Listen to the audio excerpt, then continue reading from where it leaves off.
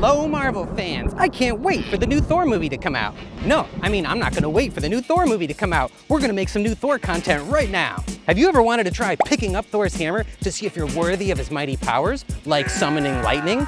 Well, if you can't visit him on Asgard, the next best thing is to make one yourself. We're gonna build Thor's hammer using 3D printing and electroplating, and then we're gonna hit it with lightning and see if it catches fire. Watch till the end for your chance to win Thor's hammer. Are your fire extinguishers ready?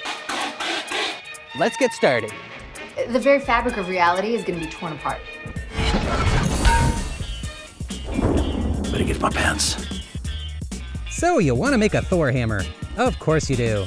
You could make it out of metal like this little beauty, but good luck doing this with a 10-pound hammer.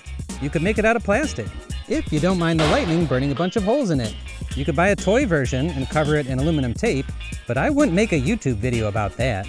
I like to do things in hard mode. Or at least, that's what I told myself 6 months ago, when I thought this was gonna be a 1-month project. It's like internet sensation Zack Freedman says, "We do these things not because they are easy, but because we thought they would be easy." And I thought it would be easy to learn electroplating. The idea is simple enough. Just 3D print a hammer and then add a layer of metal to protect it from the lightning. This process is called electroplating, and all you have to do is buy a kit off the internet and follow the instructions. But did I do that? No, that sounded too easy. Plus, look at these chemicals. Now, to be fair, everything is made of chemicals, so how do I know if these are dangerous? One way is to look at these little signs you might have noticed on trucks or in factories. These pretty little symbols let us know how much we're gonna die when we eat something that we shouldn't. They also tell us how much this chemical will catch fire or explode, or how rude it's gonna be at dinner parties.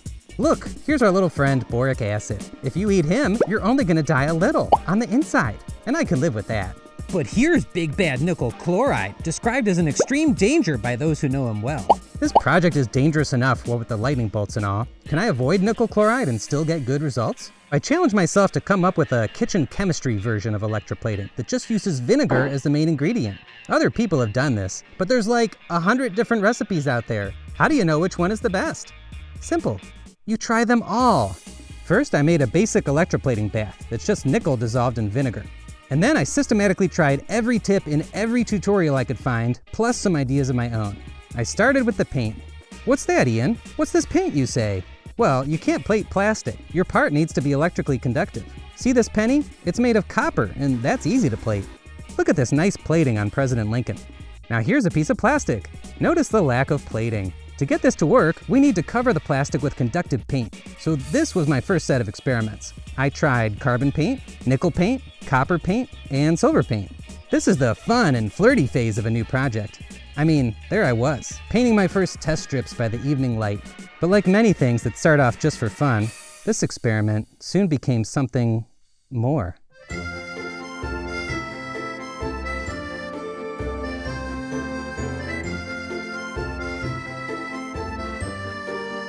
Oh, yes, yes. Ma chérie, je t'aime tellement. Je sais que nous expérimentons juste, mais je sens de l'électricité avec toi. Les ressentez-vous aussi? The way electroplating works is that you attach the positive wire to a sacrificial piece of metal, like this nickel strip, and you attach the negative wire to your part. Then you turn on the power, and the sacrificial metal will ionize and float over to your part, where hopefully it sticks and forms a metal coating. Pretty cool, right? Out of the 4 conductive paints, the clear winner was nickel. It worked faster than carbon, better than copper, and it was cheaper than the silver. So that's one set of experiments, but I didn't stop there. I tried heating the bath to different temperatures. I tried agitating it. I tried copper plating before nickel plating. And then I stopped. Just kidding. I tried different current and voltage settings. I varied the timing. I tried brighteners and levelers. I tried different ways of polishing. I read the books. I consulted an oracle. I mean, a professor. I tried the super expensive electroless tin plating that some people claim you need. You don't. I did hundreds of tests. After all, if something is worth doing, it's worth overdoing. Many months later, I had a perfect recipe. Look at this beautiful metal coating. Oh, if you want to try this, I'll put my final recipe in the video description below. Finally, it's time to plate the hammer. I'm gonna need a bigger tank. Professionals put their sacrificial nickel into titanium baskets. and they put those into filter bags to keep out debris.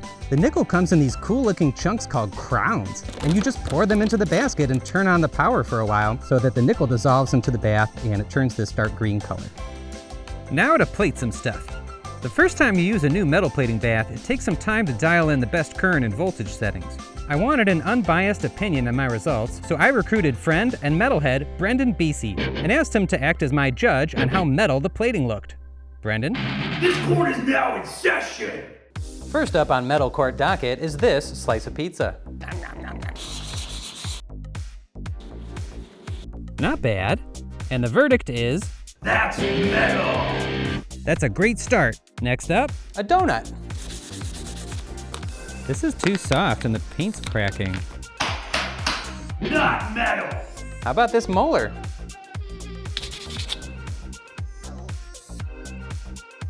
Look at that brushed satin finish. That's metal! Strawberry? Whoops. That's what it looks like when the current is set too high. Can we nickel a pickle? Just about perfect. That's metal! How about this little troll doll? Metal Judge is gonna like this one.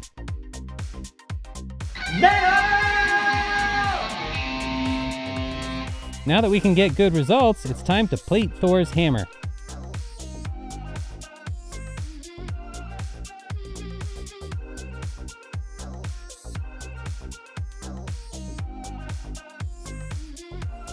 Oh yeah, this looks awesome.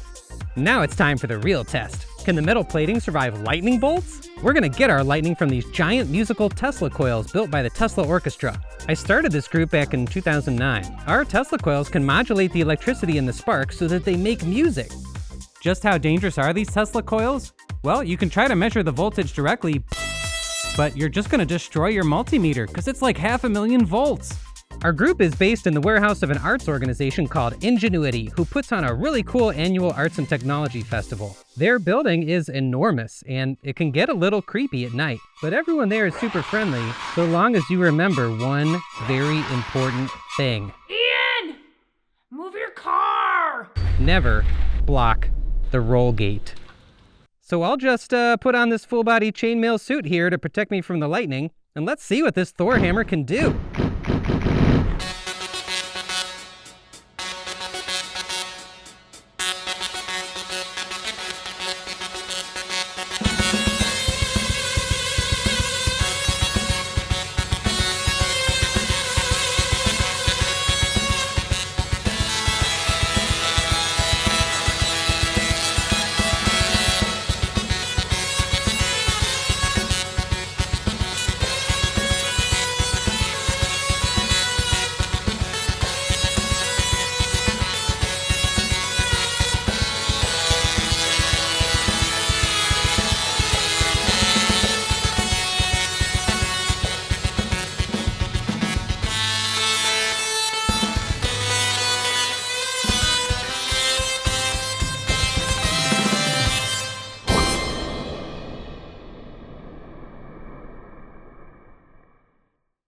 This took 6 months to build, but it was totally worth it. How would you like to own this Thor's hammer? Look down below for a link to the raffle. Tickets are only $1, and to celebrate the upcoming Thor movie featuring the First Lady Thor, every dollar goes to support a charity working to inspire more young women to get involved in science and engineering. So, if you like supporting girls in science and you want to own this Thor's hammer, click the link below and enter the raffle so this can be yours. Follow me on social media to see who wins.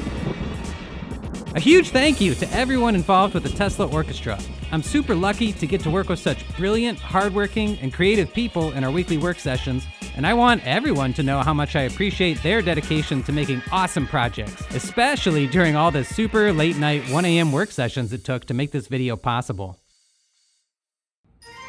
If you like that, why not subscribe and check out one of my other videos. Can you close your fingers?